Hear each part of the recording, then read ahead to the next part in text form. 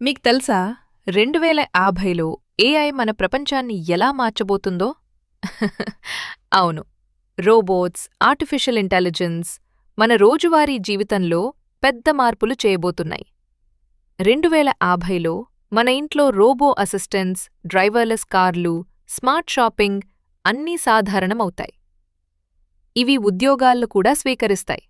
మనం చేసే కొన్ని పనులు రోబోట్స్ చేయడం సాధ్యమవుతుంది. డాక్టర్లు, సర్జన్లు కూడా ఏఐతో సహకరించి కష్టమైన ఆపరేషన్లు, కొత్త మందులు, రీసెర్చ్ అంత వేగంగా జరుగుతుంది. 2050లో ఏఐ మనకు పర్సనలైజ్ చదువులు, విఆర్ గేమ్స్, ఆర్ట్, మ్యూజిక్ తయారీ అన్నీ ఇస్తుంది. కానీ రోబోట్స్ మనపై ఆధిపత్యం స్థాపిస్తాయా? చారిత్రకంగా మనం ఏఐని సరిగా నియంత్రిస్తే మనం దాన్ని కంట్రోల్ చేయగలమన్న భరోసా ఉంది.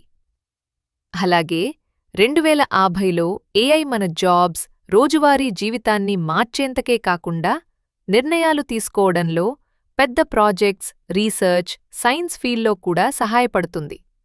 కానీ మనం ఖచ్చితమైన ఎథికల్ మార్గాలు, సేఫ్ గార్డ్స్ పెట్టకపోతే ఏఐతోని డిసిషన్స్ కొన్ని ప్రమాదకరంగా మారవచ్చు.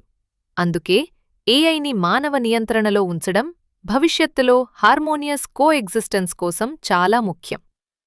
ఇంకా ఇలాంటివి తెలుసుకోవాలంటే షికెట్సు హైకి సబ్స్క్రైబ్ చేయండి.